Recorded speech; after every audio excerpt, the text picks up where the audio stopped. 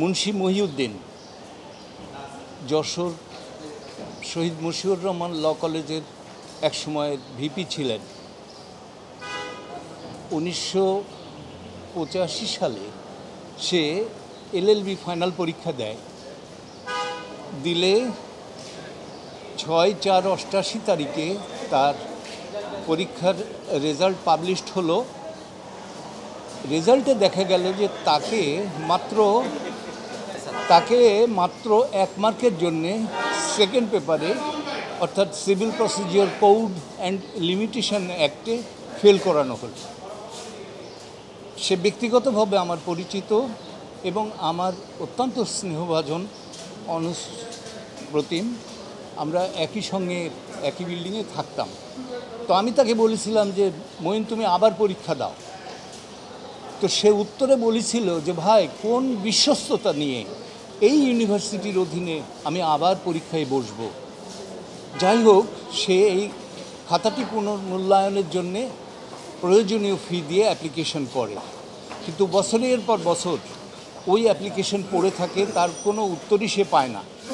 একাধিকবার রিমাইন্ডার দেওয়া হয়েছে, নোটিশ দেওয়া হয়েছে। সর্বশেষ মুন্সি মহিউদ্দিন আহমদ এই যশোর সিভিল কোর্টে একটি দেওয়ানি মামলা করলেন যে সে পাশ করেছে এবং সে ওই পেপারে অত কম মার্ক পেতে পারে না এবং তাকে পাশ মর্মে ঘোষণার ডিগ্রি চেয়ে ইউনিভার্সিটিতে যাতে সেই পোশাকে তাকে সার্টিফিকেট ইস্যু করে, সেই প্রেয়ারে সে মামলা করলেন। মামলায় ট্রায়াল কোর্ট রায় দিল তার পক্ষে। ইউনিভার্সিটি গেল আপিলে ইউনিভার্সিটি হারল।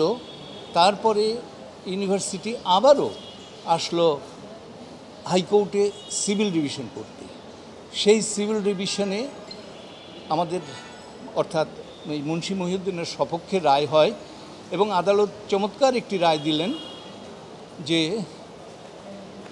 একটু বলে রাখি, আমি যে রাতে জিজ্ঞাসা করেছিলাম যে আজকের ওর স্ক্রিপ্টটা কই, সেকেন্ড পেপারের খাতাটা এখানে দেন, ইউনিভার্সিটির পক্ষে যিনি সাক্ষী দিচ্ছিলেন তিনি বললেন খাতা বিক্রি হয়ে গেছে।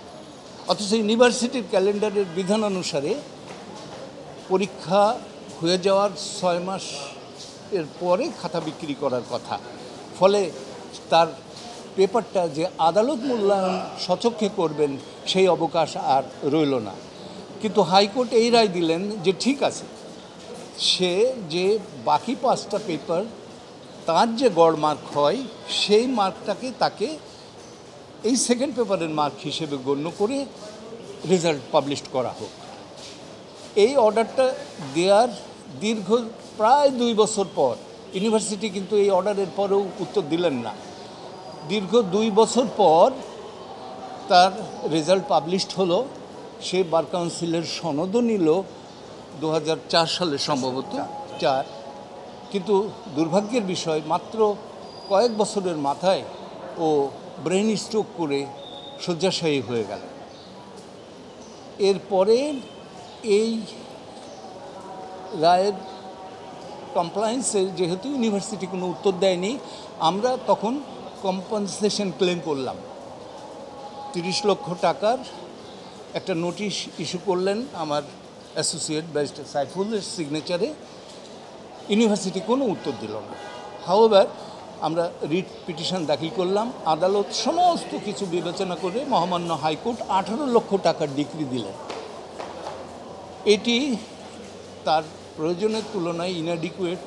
চিকিৎসায় অনেক ব্যয় হয়েছে, তারপরে তার জীবনটাই তো নষ্ট হয়েছে। সুদীর্ঘ 14-16 বছর পর তার রেজাল্ট, তারপরেও পেশাতে দাঁড়াতে পারলো না, একটা ভালো চাকরি পেতে পারতো, তাও হলো না। বিদ্যাটা অ্যাজিট মেয়ে। তো হাইকোর্ট পুঙ্খানুপুঙ্খরূপে বিচার বিশ্লেষণ করে 18 লক্ষ টাকার ডিক্রি দিলেন। আমরা চিঠি দিয়ে বললাম যে ঠিক আছে, যদিও এই টাকাটা অপর্যাপ্ত, তোমরা এক কাজ করো, আমাকে এই পয়সা দিয়ে দাও, আমি আর আপিলে যেতে চাচ্ছি না। হোয়াট ইউনিভার্সিটি ডিড, অদ্ভুত ব্যাপার, কোনো কিছু না করে তারা এই রায়টাকে চ্যালেঞ্জ করে মহামান্য আপিল বিভাগে civil petition for leave to appeal দাখিল করলেন। আজকে তার শুনানি ছিল। আদালত ইন ডিটেলস শুনলেন এবং আদালতের রায় অনুসারে আগামী 60 দিনের মধ্যে তাকে এই 18 লক্ষ টাকা পরিশোধের নির্দেশ দিয়েছেন। একটি কথা না বললে নয়, শুনানিকালে আমার যেটা খুব ভালো লাগছে যে ন্যায় এবং সত্যনিষ্ঠ মননশীলতার মানুষের অভাব এখনও অতটা হয়নি।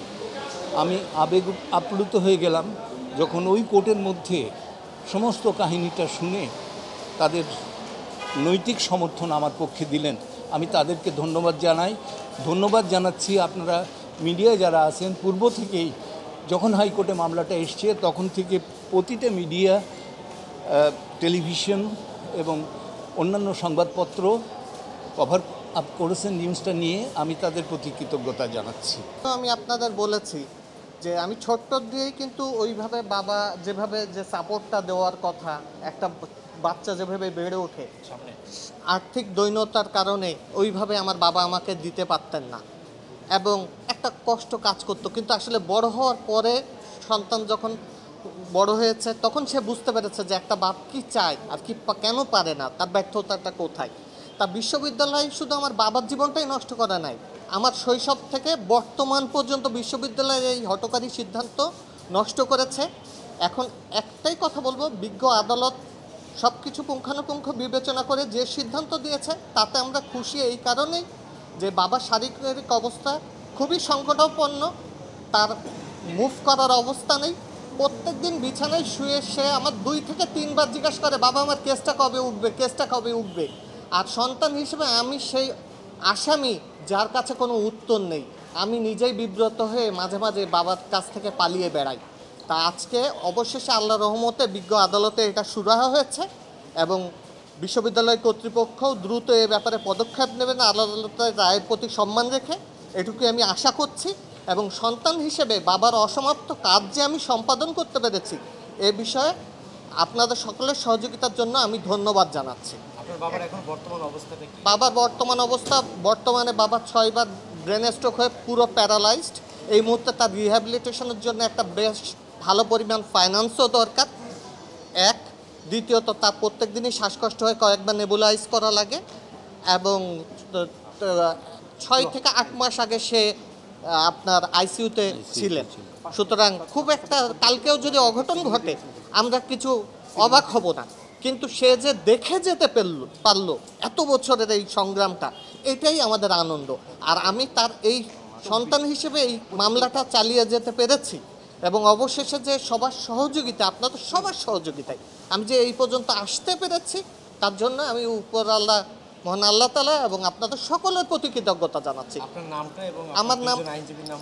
আমার নাম আসিফ শাহরিয়ার সৌম্য এবং আমার সাথে আমি সিনিয়র অ্যাডভোকেট এম শামসুল হক। আমি ব্যারিস্টার সাইফুল ইসলাম উজ্জ্বল।